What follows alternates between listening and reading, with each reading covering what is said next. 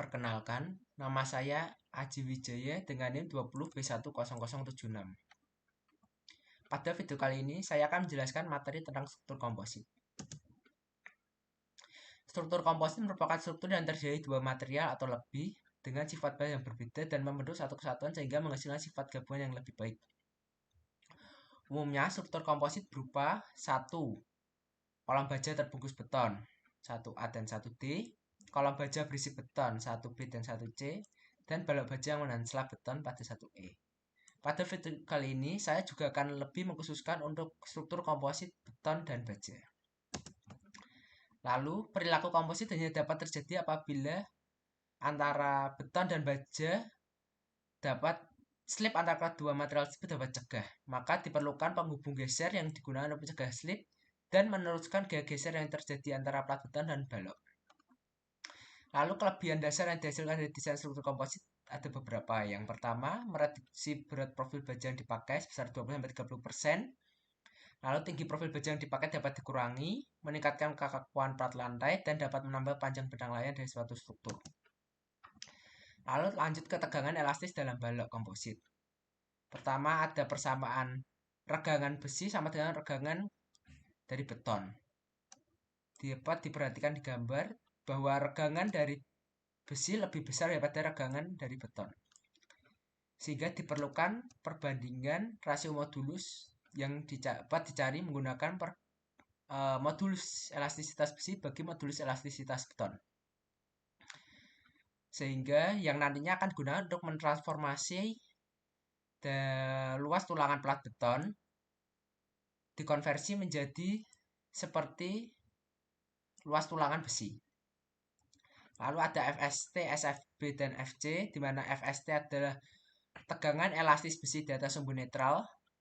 Ini sumbu netral yang garis putus-putus. Lalu FSB, tegangan elastis besi di bawah sumbu netral. Dan FFC, tegangan elastis beton di atas tegangan elastis beton. Lalu untuk mencari tegangan elastis, semua rumus yang sama, yaitu M momen tentu yang harus dipikul, Y dikalikan jarak, dan I adalah momen inersia, di mana YT adalah jarak dari tepi atas balok besi ke sumbu netral, YB adalah jarak tepi bawah profil ke sumbu netral, sedangkan Y di garis adalah jarak dari tepi atas plat ke sumbu netral.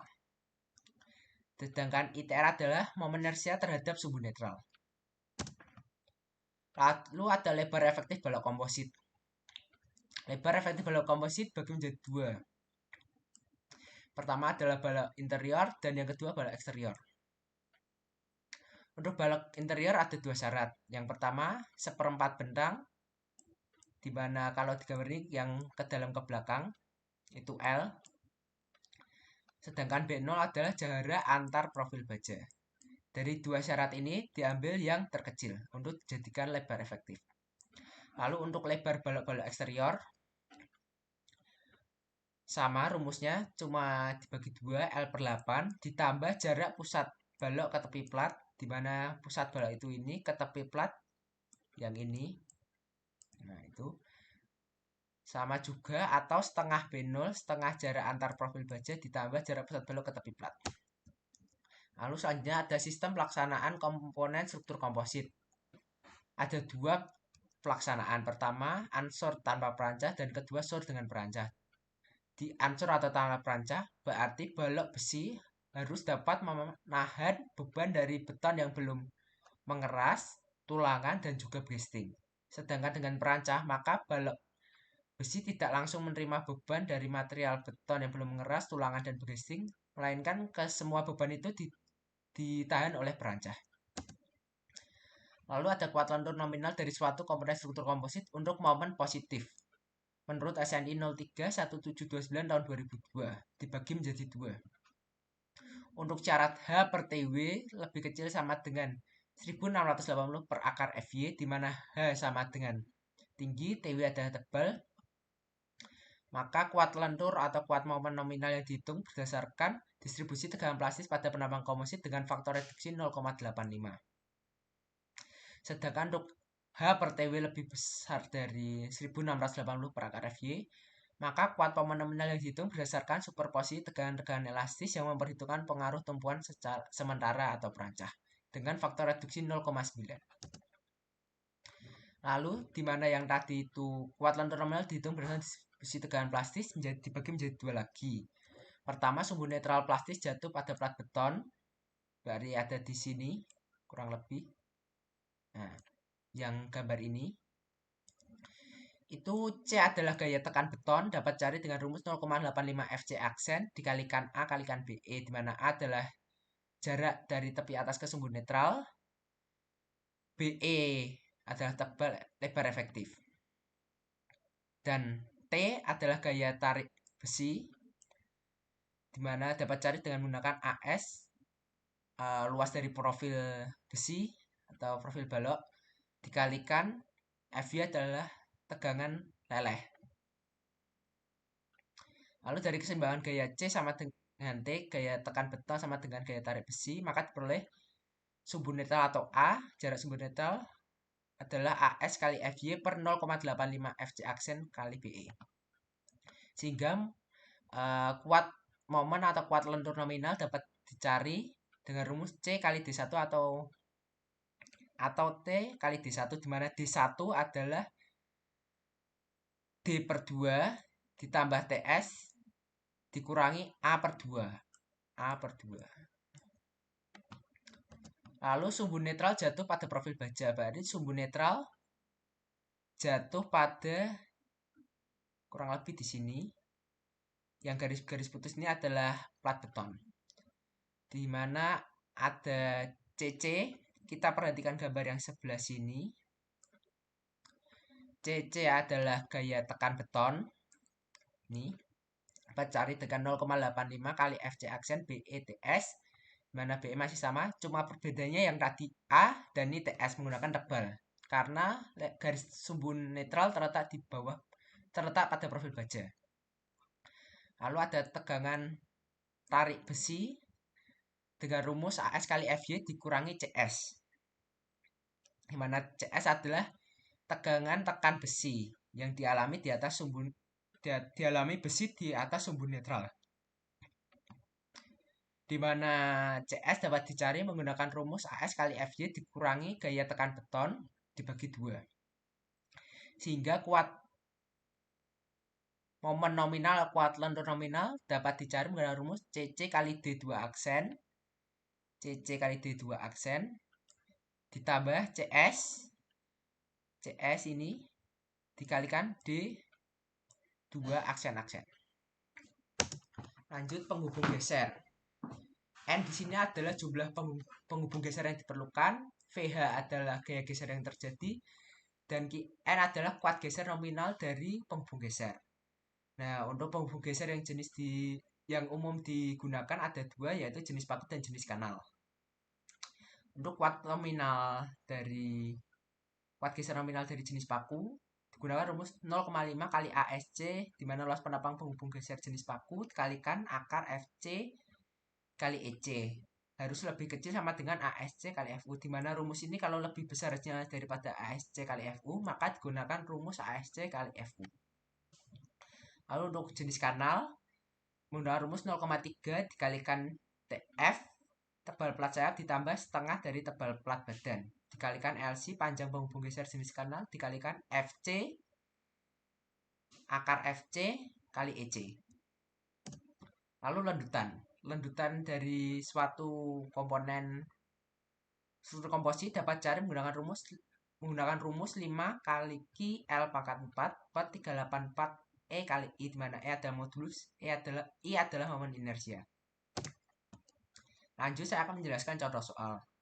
Hitunglah tegangan dari balok komposit dalam gambar berikut jika diketahui pertama mutu beton 20 MPa dan modulus elastis baja sebesar 200.000 MPa dan gaya momen lentur yang bekerja 150 kN. Di gambar diketahui juga bentang sepanjang 9 meter dan jarak antar profil baja 2,5 meter. Langkah pertama yang perlu dilakukan adalah 1. Mencari lebar efektif. Pertama, yang tadi syaratnya L per 4 didapatkan 225 cm dan Yang kedua adalah B0 jarak antar profil 250 cm sehingga digunakan lebar efektif 225 cm. Lalu menentukan nilai modulus elastisitas beton menggunakan rumus 4700 kali akar FC sehingga didapatkan modulus elastisitas sebesar 21.000 MPa. Lalu dicari nilai rasio modulus sehingga dapatkan nilai 9,52 diambil 9. Lalu lebar efektif plat beton ditransformasi menjadi 25 cm sehingga didapatkan gambar seperti berikut. Lalu yang langkah selanjutnya kita harus menentukan lokasi sumbu netral. Langkah pertama adalah luas transformasi. Untuk luas transformasi plat beton didapatkan dari 25 kali 10, sedangkan profil WF didapatkan dari tabel baja. Untuk lengan momen ini 5 dari titik berat beton ke tepi atas plat. Sedangkan untuk profil WF dari titik berat profil yang dimana sini adalah 15 cm ditambah 10 maka 25. Lalu dikalikan sehingga didapatkan 2419,5. Untuk mencari sumbu netral maka cukup dibagi saja dengan total luas transformasi sehingga didapatkan lokasi sumbu netral setinggi 8,1525. Berarti sumbu netral terletak di bagian atas plat karena tebal plat adalah 10 cm. Sehingga dihitung ulang lagi momen inersia berdasarkan sumbu netral. Rumus yang pertama sama. Lalu untuk momen inersia diketahui rumus momen inersia sepertiga BH pangkat 3 di mana ini A itu sudah B kali H, maka perlu dikalikan lagi dengan Y kuadrat dibagi 3 sehingga didapatkan nilai berikut. Lalu D adalah jarak titik berat ke sumbu netral. Untuk beton, titik berat terletak di 5 cm, sedangkan sumbu netral di 8, sekian sehingga diambil 3,1525.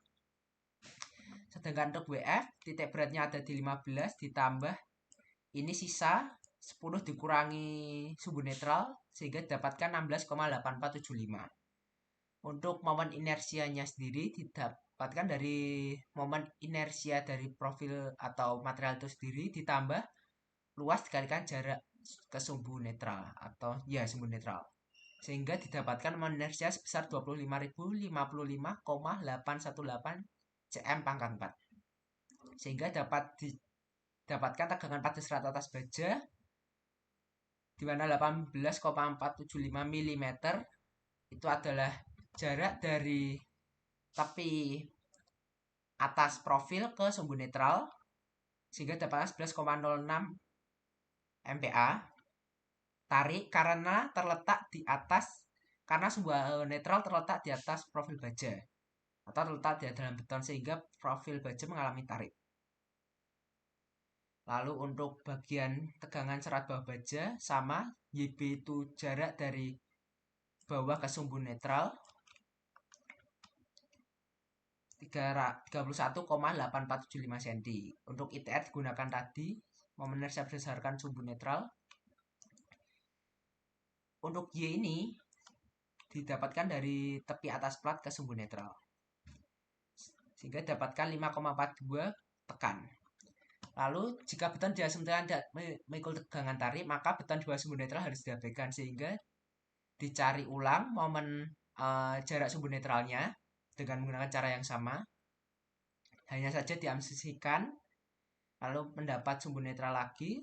Momen inersia juga dihitung menggunakan rumus yang sama dan dihitung ulang tegangan-tegangan pada penampang seperti cara pada perhitungan sebelumnya sehingga pada akhirnya didapatkan tegangan sebesar 12,12 MPa pada tegangan pada serat atas baja sebesar tarik, pada bawah serat baja 192,15 MPa dan untuk beton sendiri 5,32 MPa tekan. Berikut adalah presentasi dari saya. Terima kasih.